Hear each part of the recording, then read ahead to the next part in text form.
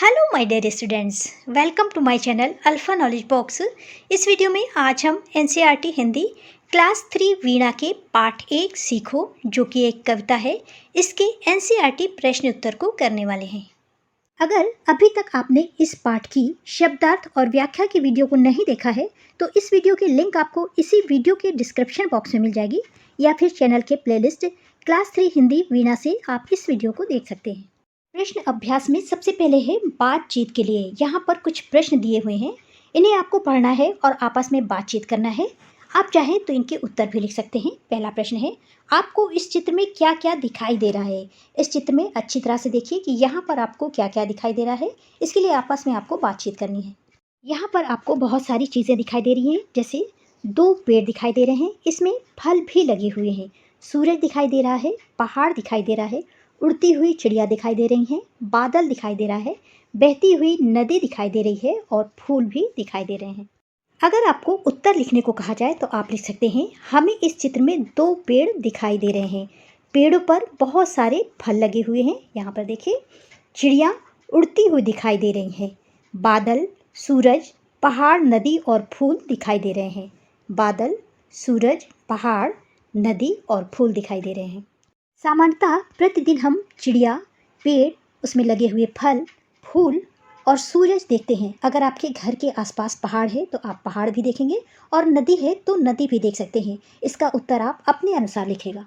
प्रश्न नंबर 3 है, उगते हुए सूरज को देखकर आपके मन में किस प्रकार के भाव आते हैं। उत्तर में आप लिख सकते हैं, उगते हुए सूरज को देखकर हमें ताजगी का एहसास होता है और मेरे मन में ये भाव उठते हैं कि हमें समय पर उठकर अपना काम करना चाहिए, जिस प्रकार से सूरज समय पर उगता है। इसके अतिरिक्त अगर आपके मन में कोई दूसरा भाव आ रहा है तो उसे लिखिए। प्रश्न 4 है, रंग बिरंगे फूलों को देखकर आपको कैसा लगता है। जब भी आप फूल देखते हैं और आपको कैसा लगता है उसे लिखना है, या फिर आप लिख दीजिए, रंग बिरंगे फूल को देखकर मन प्रसन्नता से भर जाता है। दूसरी हेडिंग है, कविता की बात। यहाँ पर पहला प्रश्न है, किससे क्या सीखें, मिलान कीजिए। पहला है सूरज, सूरज से आप सीख सकते हैं जगना और जगाना। दूसरा है फूल, फूल से आप सीख सकते हैं हंसना। तीसरा है दिया, दिया से आप सीख सकते हैं अंधेरा दूर करना। चौथा है भंवरा, इससे आप सीख सकते हैं गीत गाना। अगला है पेड़, इससे आप सीख सकते हैं शीश झुकाना।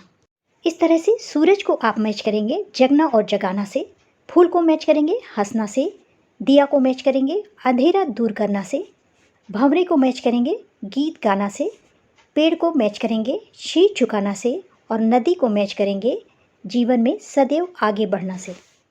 कविता की बात में दूसरा प्रश्न है, कविता में किससे सीखने की बात आपको सबसे अच्छी लगी, उसका चित्र बनाइए और उसका नाम लिखिए। तो यहाँ पर आप फूल का चित्र बना दीजिए और उसका नाम इस तरह से लिखिए, और दूसरा सूरज का चित्र बना दीजिए, उसका नाम लिख दीजिए। इसके अलावा अगर आपको कोई दूसरी चीज़ अच्छी लगी है तो यहाँ पर उसका चित्र बनाइए। अगर आपको फूल अच्छे लगते हैं तो इस तरह से फूल का चित्र बना दीजिए, और सूरज अच्छा लगता है तो इस तरह से सूरज का चित्र बना दीजिए। प्रश्न 3 है, पढ़िए और बताइए कि ये भाव कविता की किस पंक्ति में आया है। पहला है, पेड़ों की झुकी डालियों से हमें यह सीखना है कि हमें हमेशा विनम्र रहना चाहिए। कविता की पंक्ति है, तरु की झुकी डालियों से नित सीखो शीश झुकाना। खा है, हवा के झोंकों से हमें सीखना है कि हम हमेशा कुछ न कुछ काम करते रहें। पंक्ति है, सीख हवा के झोंकों से लो कोमल भाव बहाना। गा है, नदी नहर से हमें सीखना है कि जीवन आगे बढ़ने का नाम है और हमें आगे बढ़ते रहना चाहिए। कविता की पंक्ति है, जल धारा से सीखो आगे जीवन पथ में बढ़ना।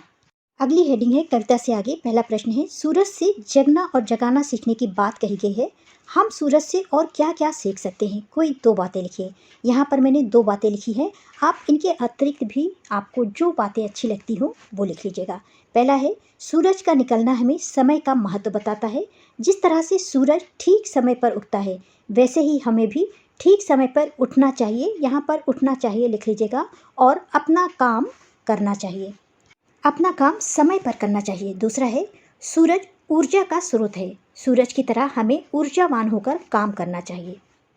दूसरा प्रश्न है, लता और पेड़ों से एक दूसरे के साथ प्रेम और सद्भाव की बात सीखने के लिए कहा गया है, इनसे हम और क्या क्या सीख सकते हैं। कोई 2 बातें लिखिए।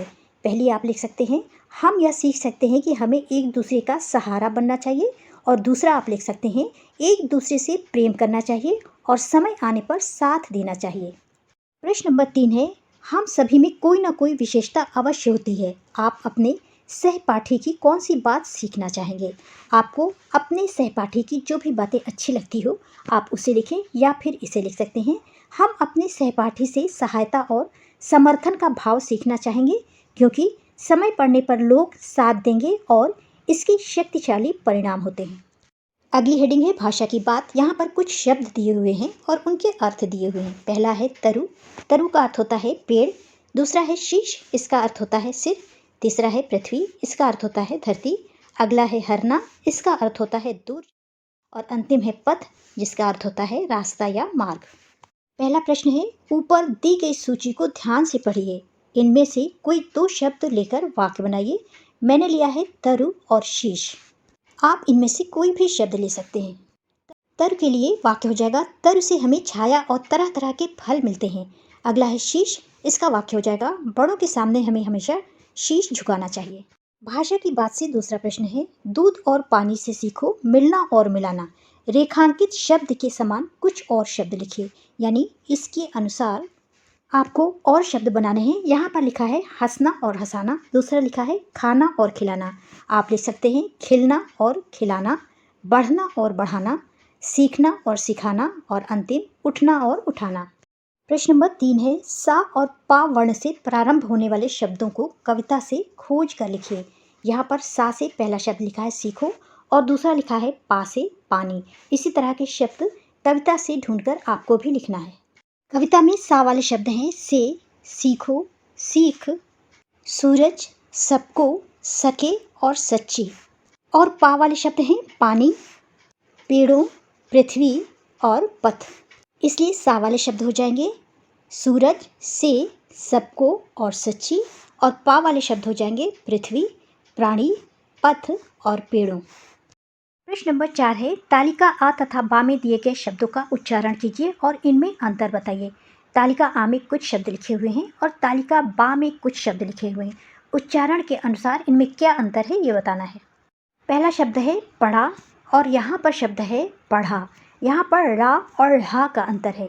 दूसरा शब्द है बड़ा, यहाँ पर शब्द है बढ़ा, यहाँ पर भी रा और ढ़ा का अंतर है। तीसरा शब्द है अड़ना और यहाँ पर शब्द है बढ़ना, यहाँ पर छोटा ड़ा और छोटा ढ़ा का अंतर है।